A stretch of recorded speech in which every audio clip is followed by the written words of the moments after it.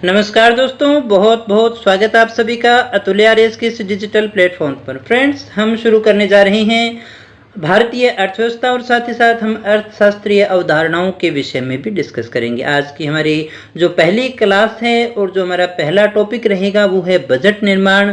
और बजट निर्माण में इस क्लास में हम बजट के सामान्य परिचय के विषय में डिस्कस करेंगे, यानी बजट शब्द का प्रयोग कब शुरू हुआ, अर्थ क्या होता है, कब बजट जारी करता है, कौन करता है।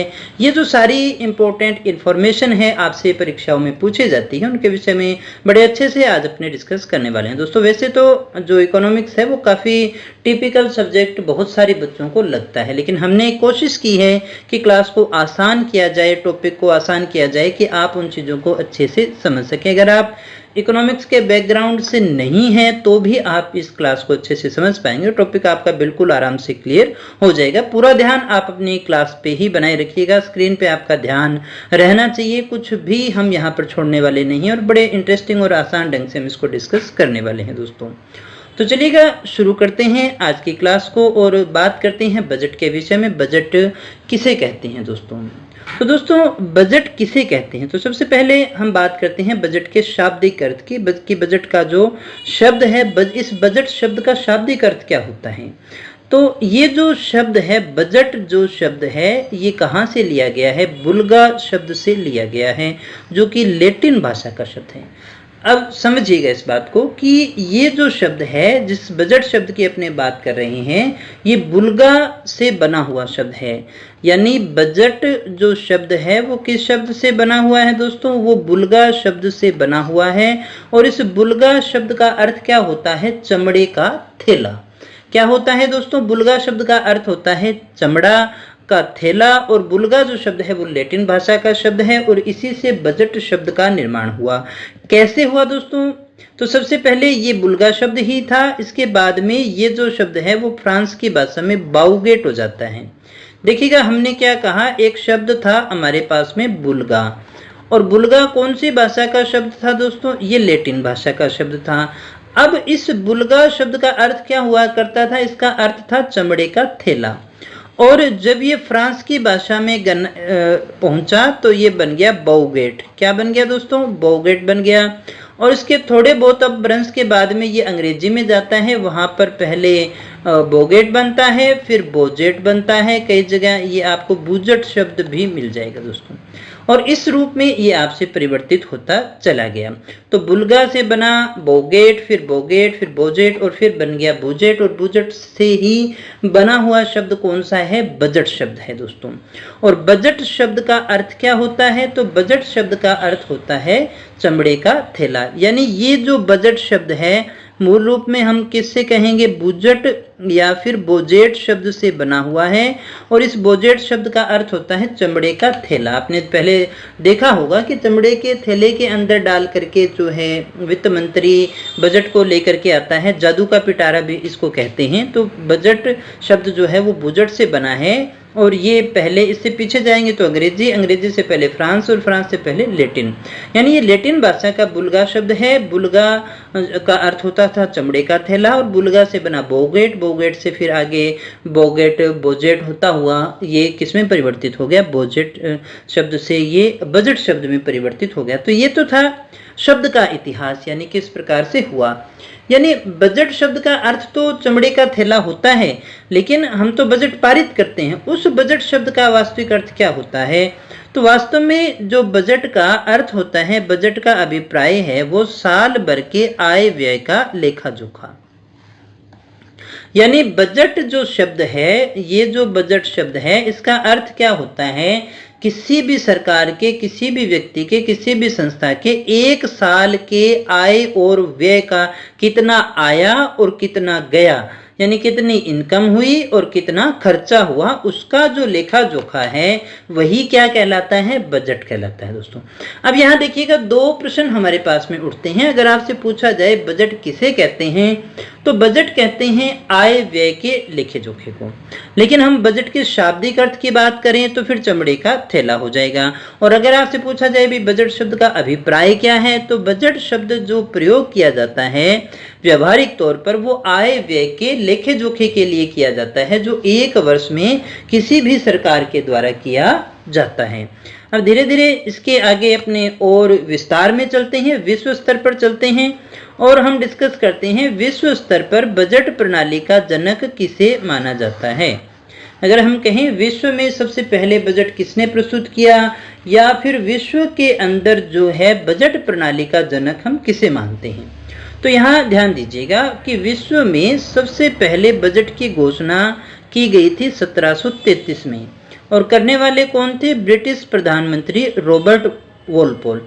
यानी बजट की सबसे पहले घोषणा कब हुई? 1733 में, और करने वाले कौन थे? रॉबर्ट वॉलपोल थे। तो अब बताओ बजट प्रणाली का जनक हमें किसको मानना चाहिए? तो रॉबर्ट वॉलपोल को ही हम क्या मानते हैं? वैश्विक स्तर पर बजट प्रणाली का जनक मानते हैं। विश्व में सबसे पहले अगर कहीं बजट प्रस्तुत किया गया, पेश किया गया, तो देखिए बजट की जो घोषणा की गई थी वो 1733 के अंदर ब्रिटिश प्रधानमंत्री रॉबर्ट वॉलपोल के द्वारा की गई थी। और इन्हें ही हम क्या कहते हैं? इन्हें ही हम कहते हैं विश्व स्तर पर बजट प्रणाली का जनक कहते हैं दोस्तों। तो रॉबर्ट वॉलपोल को ही विश्व स्तर पर बजट प्रणाली का जनक माना जाता है। अगर आपसे पूछा जाए विश्व स्तर पर बजट प्रणाली का जनक कौन है? रॉबर्ट वॉलपोल है। क्यों है? क्योंकि इन्होंने 1733 में सबसे पहले बजट की घोषणा की थी दोस्तों, इसलिए हम इन्हें क्या कहते हैं? विश्व स्तर पर बजट प्रणाली का जनक कहते हैं। अब बजट शब्द का जो सबसे पहले प्रयोग किया गया था वो किया गया था 1803 के अंदर, फ्रांस में किया गया था दोस्तों। बजट शब्द जो है पहले ये शब्द प्रयोग इसके लिए नहीं लेते थे डायरेक्ट, लेकिन वित्तीय विवरण जो प्रस्तुत किए गए थे वो पहले हो चुके थे। बजट शब्द का इस प्रक्रिया के लिए जो सबसे पहले प्रयोग हुआ 1803 के अंदर फ्रांस के अंदर किया गया था दोस्तों। तो ये शब्द आपको याद रखना है। बजट शब्द का अर्थ क्या था? बजट शब्द की उत्पत्ति अपने फ्रांसीसी भाषा के बुजट शब्द से भी मानते हैं, जिसका अर्थ होता है चमड़े का थैला। बाकी हमने सारा डिस्कस कर लिया था। अब अगर आपसे पूछा जाए क्या बजट एक संवैधानिक प्रक्रिया है क्या?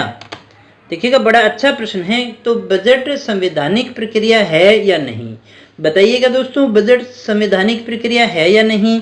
तो बिल्कुल बजट एक संवैधानिक प्रक्रिया है, क्योंकि संविधान के तहत ही इसे पेश किया जाता है, प्रस्तुत किया जाता है और फिर उसको पास किया जाता है विधानसभा में, लोकसभा में और राज्यसभा में इसको पारित किया जाता है।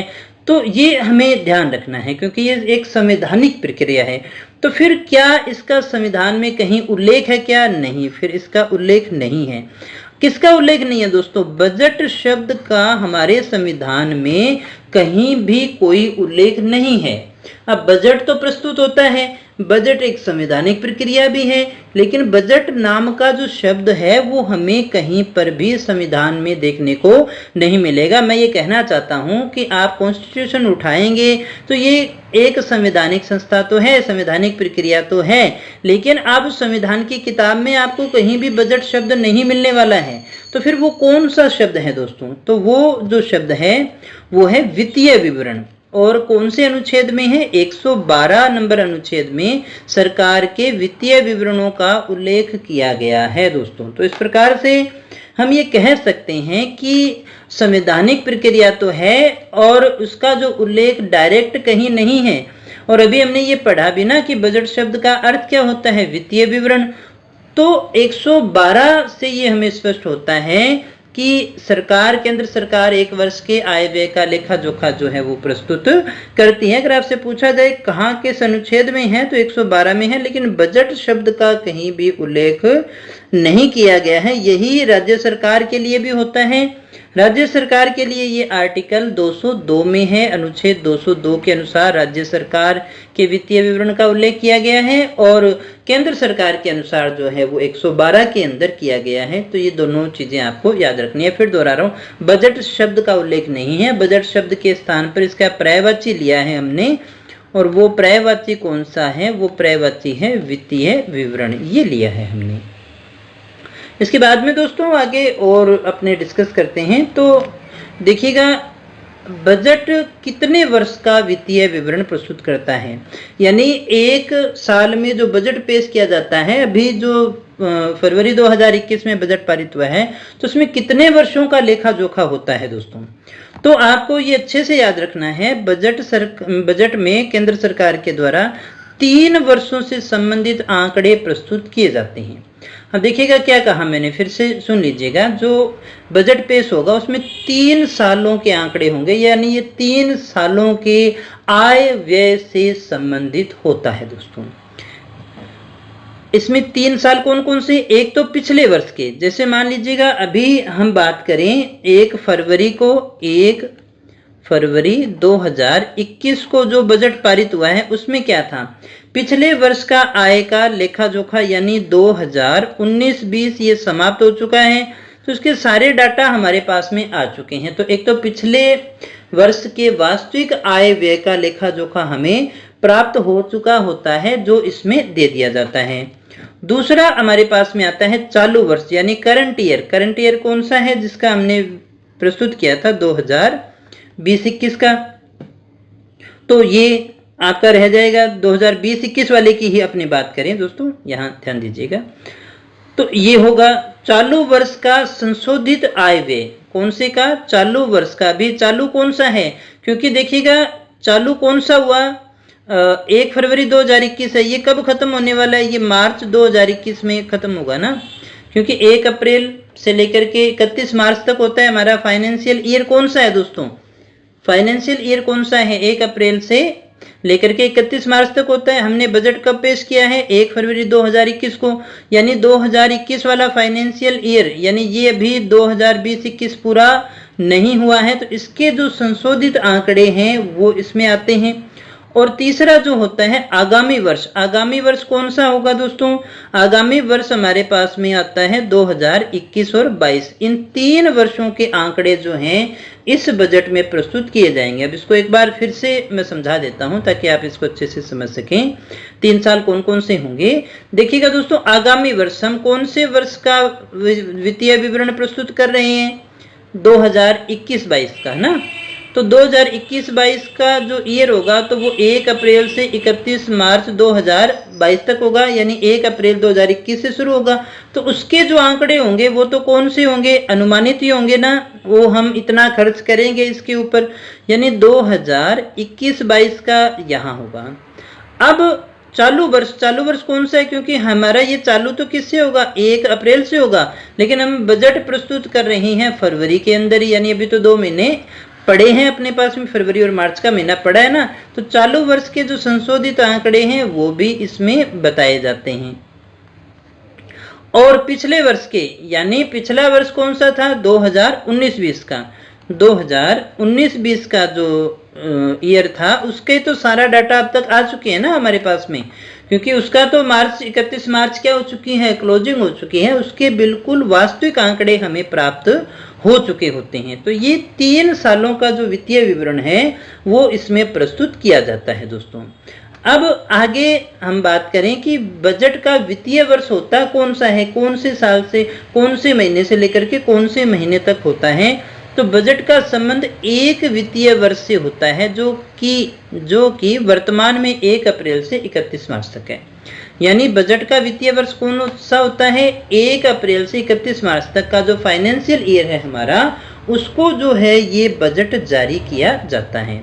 भारत में देखिए हमेशा से ये नहीं था, तो भारत में 1 अप्रैल से 31 मार्च तक का जो बजट को चलने वाली जो प्रक्रिया है उसकी शुरुआत 1867 में हुई थी, और इससे पहले 1 मई से 30 अप्रैल तक का टाइम हुआ करता था। ये जो है हमारा फाइनेंशियल ईयर चलता था। आप इसको इस तरह से समझिएगा, 1860 में बजट बनना शुरू हुआ था भारत में, तो 1867 के अंदर आकर के इससे पहले तो होता था 1 मई से 30 अप्रैल तक, और उसके बाद में 1 अप्रैल से लेकर के 31 मार्च तक होना शुरू हो गया।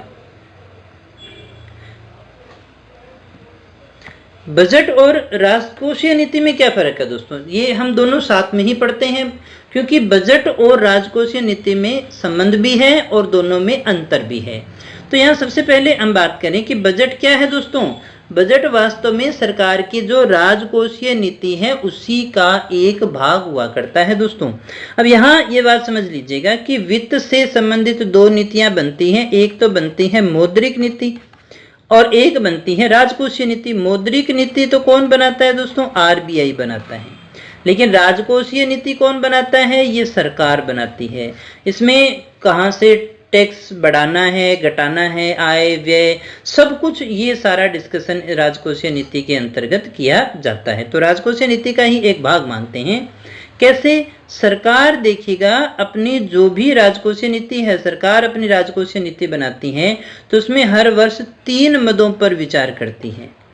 देखिएगा क्या कहना चाहता हूं मैं, सरकार क्या बनाएगी दोस्तों, राजकोषीय नीति बनाती है। जो फाइनेंशियल पॉलिसी है, फिस्कल डेफिसिट वगैरह सारा कुछ इसी में ही आता है। फिस्कल पॉलिसी है, राजकोषीय नीति है, ये इसके द्वारा जो है 3 मदों पर विचार करते हैं दोस्तों। 3 कौन कौन से, सार्वजनिक आय, सार्वजनिक व्यय और सार्वजनिक ऋण कहाँ से लिया जाएगा। तो इनमें से ये 3 में से ये जो 2 हैं, तो अभी हमने देखा था ना बजट क्या है, आय और व्यय का लेखा जोखा जो है वही तो बजट कहलाता है।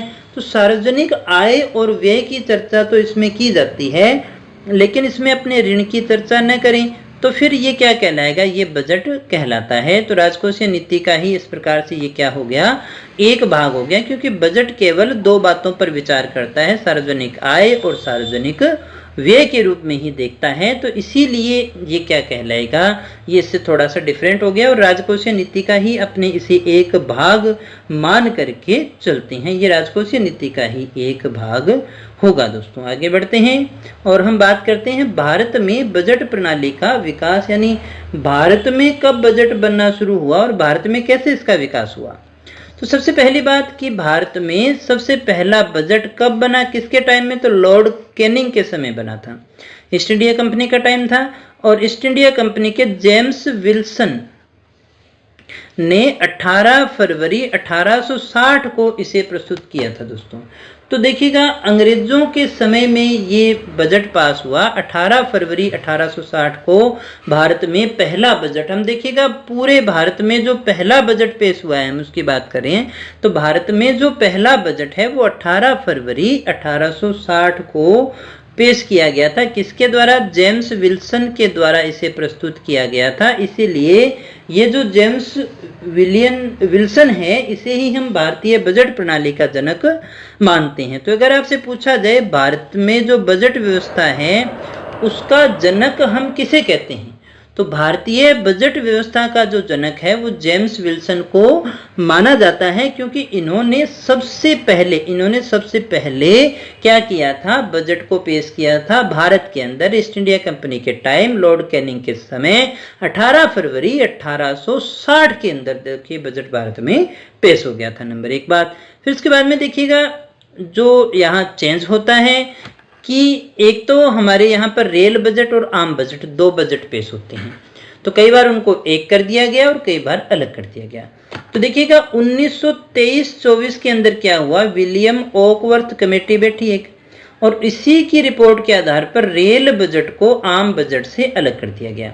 यानी अब 2 बजट पेश होंगे, एक तो क्या होगा, रेल बजट पहले पेश हो जाएगा और फिर दूसरा जो है वो आम बजट पेश किया जाएगा दोस्तों।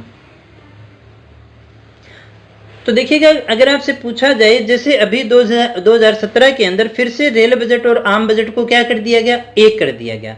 तो अब आपसे पूछा जाए भी अलग कब किया गया था, तो 1923-24 में विलियम ओकवर्थ कमेटी की रिपोर्ट के आधार पर जो है इसे आम बजट से अलग किया गया था और 2 बजट पेश होते थे। 2017-18 के बजट में यानी विवेक देवराय की समिति की सिफारिश के आधार पर रेल बजट और आम बजट को फिर से क्या कर दिया गया दोस्तों, दोनों को मिला करके एक कर दिया गया। तो यहाँ इस बात को अच्छे से समझ लीजिएगा, क्वेश्चन आ जाता है बहुत बार। तो अब क्या है, 2017 में एक कर दिया गया है, उससे पहले 2 कब किए गए थे, 1923-24 के अंदर विलियम ओकवर्थ समिति की रिपोर्ट के आधार पर। आज़ादी के बाद यानी आज़ादी अपने को मिल गई, स्वतंत्र भारत का पहला केंद्रीय बजट किसने प्रस्तुत किया था, कब प्रस्तुत हुआ था, 26 नवंबर 1947 को। ये आप याद रखिएगा अच्छे से कि आज़ादी के बाद यानी जब भारत स्वतंत्र हो गया तो उसके बाद में जो पहला बजट है, केंद्रीय बजट है, वो किसने प्रस्तुत किया था? तो भूतपूर्व वित्त मंत्री R.K. षणमुख चेट्टी जो थे उनकी तरफ से इसे प्रस्तुत किया गया था दोस्तों, क्योंकि हमारे यहाँ ये परंपरा है कि वित्त मंत्री जो है वो बजट को प्रस्तुत करता है। बाकी ऐसा कोई नियम नहीं है कि वित्त मंत्री ही प्रस्तुत करेगा, परंपरा के रूप में हम इसे लेकर के चल रहे हैं। उसी क्रम में आगे हम बात करते हैं संविधान। देखिए, हमने कहा लागू होने से पहले तो हमने बात की संविधान लागू होना यानी 26 जनवरी 1950, और हम कहें कि भारत का पहला स्वतंत्र भारत का यानी 1947 में आज़ाद होने के बाद में पहला बजट 26 नवंबर 1947 को आ गया था। लेकिन हम कहें कि संविधान लागू होने के बाद या फिर गणतंत्र भारत में पहला बजट कब पेश किया गया था? तो 28 फरवरी 1950 को प्रस्तुत किया गया था और जॉन मथाई के द्वारा जो है इसे प्रस्तुत किया गया था दोस्तों। अब यहाँ पर एक और चीज याद रखिएगा, छोटी अवधि के लिए पेश किए जाने वाले बजट के लिए अंतरिम शब्द का प्रयोग किया जाता है और ये प्रयोग जो है सबसे पहले षणमुख चेट्टी के द्वारा ही किया गया था। और षणमुख चेट्टी कौन से व्यक्ति थे जिन्होंने सबसे पहले बजट प्रस्तुत किया था दोस्तों? अभी हमने डिस्कस किया है कि आज़ाद होने के बाद में आज़ाद भारत का पहला जो बजट है वो षणमुख चेट्टी के द्वारा जो है प्रस्तुत किया गया था। इसके बाद जब भी किसी छोटी अवधि के लिए कोई बजट पेश किया जाता है तो उसे अंतरिम बजट कहा जाता है।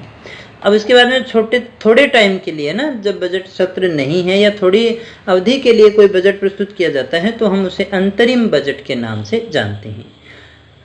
हर साल बजट पेश होने से पहले हलवा सेरेमनी होती है, आपने देखा भी होगा टीवी वगैरह में। इसके पीछे मान्यता एक तो ये होती है, हर शुभ काम को करने से पहले कुछ मीठा खाना चाहिए और साथ ही साथ भारतीय परंपरा में हलवा को काफ़ी शुद्ध भी माना जाता है, शुभ भी माना जाता है दोस्तों। और ये भी माना जाता है कि इसके बाद में हलवा जो है वित्त मंत्री खुद बजट से जुड़े कर्मचारियों, छपाई करने वाले कर्मचारियों, वित्त अधिकारियों को बांटते हैं और उसके बाद में सारे अलग अलग हो जाते हैं ताकि गोपनीयता बनी रह सके दोस्तों। तो ये एक प्रकार से गोपनीयता के लिए भी होता है, हलवा भी एक परंपरा में ही आता है।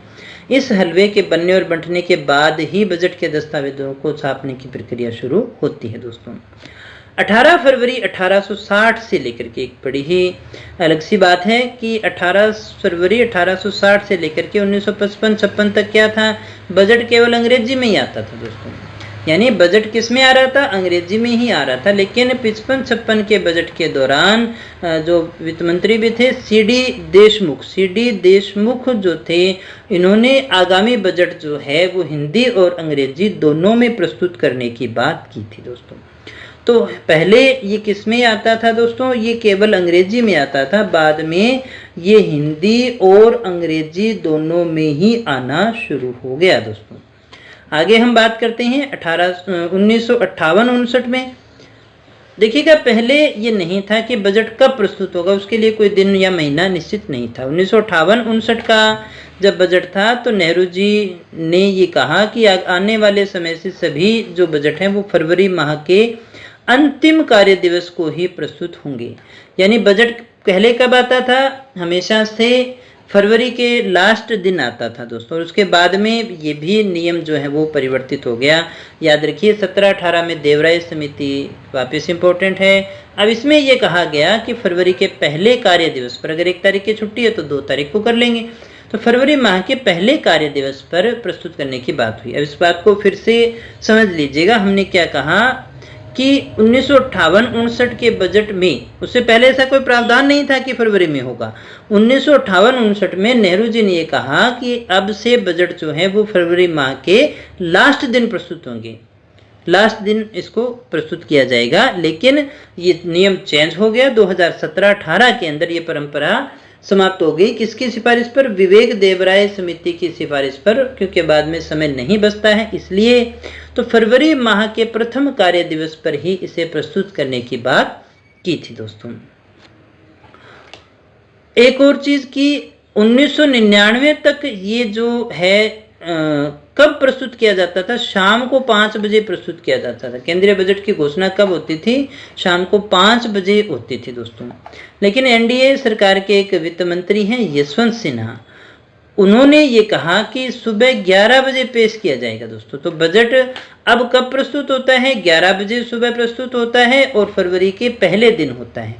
पहले जो होता था वो फरवरी के लास्ट दिन होता था और शाम को 5 बजे होता था, और उसके बाद में ये जो है ये परंपरा ही बन गई कि बजट फरवरी के आखिरी वर्किंग डे को 11 बजे प्रस्तुत किया जाएगा। हालांकि 1991 में बजट सुबह एक बार 11 बजे पेश किया गया था और बाद में फिर ये परंपरा चल पड़ी है दोस्तों। तो अभी तो वर्तमान में क्या है, फरवरी के फर्स्ट डे को होता है, 11 बजे होता है दोस्तों। सामान्यतः भारत में बजट किसके द्वारा घोषित किया जाता है? वित्त मंत्री के द्वारा। लेकिन ये कहीं भी संविधान के किसी अनुच्छेद में लिखा हुआ नहीं है कि बजट जो है वो वित्त मंत्री ही प्रस्तुत करेगा। अगली एक इम्पोर्टेंट खबर आती है कि बजट की छपाई कहाँ होती है, बजट छपता कहाँ है दोस्तों। तो याद रखिएगा, बजट पेपर पहले राष्ट्रपति भवन में ही छापे जाते थे, लेकिन 1950 में बजट पेपर लीक हो गए और फिर उन्हें दिल्ली के मिंटो रोड स्थित सिक्योरिटी प्रेस में डाल दिए गए, वहाँ पर इन्हें छापा जाने लगा और 1980 से बजट जो है वो नॉर्थ ब्लॉक से प्रिंट होते हैं दोस्तों। तो ये भी आपको याद रखना है। और पहले बजट जो है वो केवल अंग्रेजी में बनता था और बाद में हमने पढ़ा भी 1955-56 से ये किस में तैयार होने लग गया, ये हिंदी में भी तैयार किया जाना शुरू हो गया। 1955-56 में सीडी देशमुख के द्वारा इसे शुरू किया गया था। हालांकि सीडी देशमुख जो है वो साउथ इंडियन थे, उनको ज़्यादा कोई हिंदी विंदी तो नहीं आती थी, लेकिन फिर भी उन्होंने ये प्रयास किया था। अब अंतिम दौर में हम बात कर लेते हैं कुछ महत्वपूर्ण परीक्षा उपयोगी तथ्यों की। तो दोस्तों सबसे पहले ये क्वेश्चन बहुत बार पूछा गया है कि भूतपूर्व प्रधानमंत्री और वित्त मंत्री मोरारजी देसाई के नाम संसद में सबसे ज्यादा बजट पेश करने का रिकॉर्ड है। यानी अब तक किस प्रधानमंत्री के द्वारा सबसे ज्यादा जो है बजट पेश किए गए हैं, तो वो कौन है दोस्तों? तो उनका नाम है मोरारजी देसाई। कौन है दोस्तों? मोरारजी देसाई हैं, जिन्होंने सबसे ज्यादा बार बजट प्रस्तुत किया है। दूसरे नंबर पर कौन आते हैं दोस्तों? दूसरे नंबर पर आते हैं पी चिदम्बरम, जो 9 बार संसद का बजट पेश कर चुके हैं। राष्ट्रपति प्रणब मुखर्जी का नाम आपने सुना होगा, वो भी वित्त मंत्री बनने के दौरान 7 बार संसद में बजट पेश कर चुके हैं दोस्तों। तो पहला कीर्तिमान तो मोरारजी देसाई के नाम स्थापित है। 1958-59 के टाइम को याद रखिएगा, जब नेहरू जी ने बजट पेश किया था दोस्तों। वैसे हमने अभी बात यही कर रहे थे ना कि वित्त मंत्री प्रस्तुत करता है, लेकिन 1958-59 में जवाहरलाल नेहरू ने प्रस्तुत किया, जो कि प्रधानमंत्री थे। जिसका एक कारण था कि वित्त मंत्रालय की जिम्मेदारी भी उन्हीं के पास में थी, जैसे राजस्थान में तो होती ही है। यूनियन बजट पेश करने वाले वे देश के पहले प्रधानमंत्री बने। ये पहले प्रधानमंत्री जवाहरलाल नेहरू थे। नेहरू के बाद उनकी बेटी इंदिरा गांधी भी आई और राजीव गांधी भी वो व्यक्ति थे जिन्होंने प्रधानमंत्री रहते हुए बजट पेश किया, जो कि एक प्रकार से वित्त मंत्री की कार्यशैली में आता है। भारत की पहली महिला वित्त मंत्री के रूप में अगर आपसे पूछा जाए बजट किसने पेश किया था, तो इंदिरा गांधी जी ने 1970 में किया था। उस समय वे देश की प्रधानमंत्री थी, साथ में वित्त मंत्रालय का प्रभार भी उनके पास में था। अगर आपसे पूछा जाए कि पहली वित्त मंत्री जिसने आम बजट पेश किया महिला थी, तो वो कौन थी? इंदिरा गांधी, लेकिन वो प्रधानमंत्री भी थी। लेकिन अगर आपसे पूछा जाए कि ऐसी महिला जो केवल वित्त मंत्री हैं और जिन्होंने सबसे पहले बजट प्रस्तुत किया है, तो निर्मला सीतारमण जो है वो देश की पहली महिला वित्त मंत्री हैं। पहली महिला वित्त मंत्री कौन है दोस्तों? निर्मला सीतारमण है, जिन्होंने पहली बार आम बजट प्रस्तुत किया है दोस्तों। इसके बाद में दोस्तों जेम्स विल्सन की ही बात करते हैं। अभी हमने इसको डिस्कस भी किया था। 1860 के अंदर जो है इन्हीं के द्वारा बजट प्रस्तुत किया गया था। 24 जुलाई 1860 को इन्होंने इनकम टैक्स लगाया था और इसीलिए 24 जुलाई 2010 को इसके 150 वर्ष पूरे हो गए और उसी के उपलक्ष्य में प्रति वर्ष 24 जुलाई को आयकर दिवस जो है वो मनाया जाता है दोस्तों। तो आयकर दिवस कब मनाया जाता है? 24 जुलाई को मनाया जाता है। उम्मीद करता हूँ सारी बातें इंपॉर्टेंट थी, सारी आपको अच्छे से समझ में आ गई होगी। बजट की प्रक्रिया के संबंध में हम अगले क्लास में भी बात करेंगे, तब तक यूं ही आप हमारे साथ में बने रहिएगा। उम्मीद करता हूँ क्लास आपके लिए काफ़ी ज़्यादा लाभदायक रहेगी। मिलते हैं नेक्स्ट वीडियो में, तब तक आपका बहुत बहुत धन्यवाद।